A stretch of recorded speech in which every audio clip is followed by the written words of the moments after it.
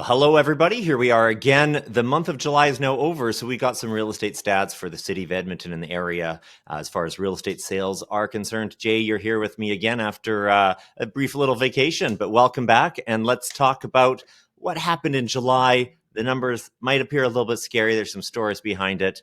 Maybe you can explain it a bit to us. Hey, thanks, Mr. Josh. I hope you're doing well. Welcome to August. Yeah, let's jump into the numbers here real quick. And we'll kind of zip through and give you an update of what's going on. Inventory for Greater Edmonton is 5,866. So we're actually, if we look compared to June at 5,960, we've come back down a bit, but still compared to May, we still have a bit more inventory. So we'll watch and see what happens here in August. But this number is what our inventory is currently. So what does that mean about sales? And so here's the real story. Sales have jumped back up again. So we were at 2847 in June, and here we are back up to 2941. So it's kind of a measurable amount. I'm excited to see what happens here in August. Typically, we see a bit of a reprieve in July, and then it kind of gets slammed again in August into September for back to school rush. So I've noticed it since I've been back from my holiday that it certainly seems a little bit busier out there. So let's see what happens for our August number with the sales data.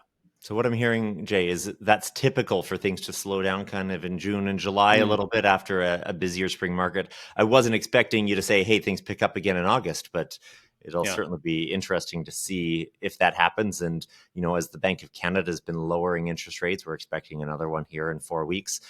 That seems to be also adding a little bit of fuel to the fire. Yeah, exactly. So I guess we'll find out. Time's going to tell. We'll tell you in a month from now, I guess, right? So Right. yeah. So what does that mean for the rate of change? So this chart's kind of a fun when we just started talking about it. But so July in 2024, and these are the 4 different property types: detached, semi-detached, row house, apartment condo. So if you look like detached month over month is the only one that we've seen any positive growth of 1%. Year over year, we're still up 9.5%. Semi-detached down 1.2%. Look at our row house down 1.7%, and apartment condos down 1.8%. Still, though, year over year, great numbers. 9 to 10% rate of change. So this is okay. We're still in good shape here. Day on market.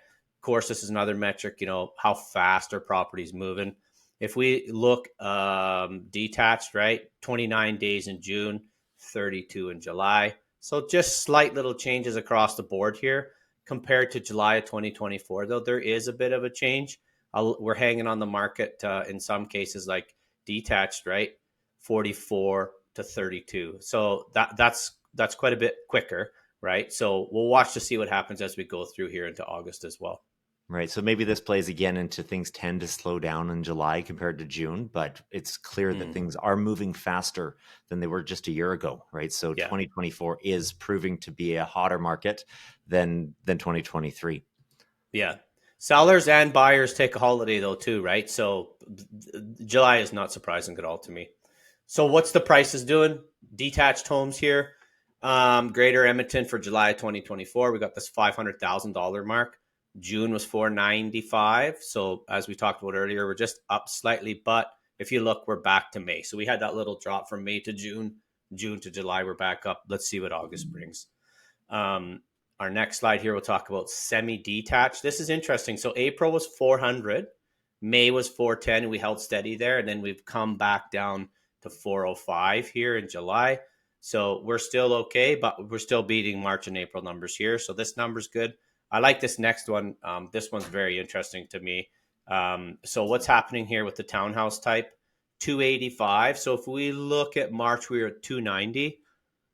Up in April to 298. And then we've kind of dropped down. We've dropped down 3 times, right? 295, 290, 285. What's happening? Why are we losing so much sort of value on the townhouse product? Right. At first glance, it looks kind of scary, doesn't it, Jay? Where it's like, oh, crap, what's going on? Why are people not wanting townhouses? Why is that value going down on that? But you dug into it. Yeah, and I think what we're going to find out here is like as some more new construction product comes on, it's going to push this number back up. For a short while there was no inventory to buy in the townhouse, and there's really nothing for the consumer to purchase. I've seen a few larger townhome products that seem to be getting ready to start coming onto the market here for some possessions.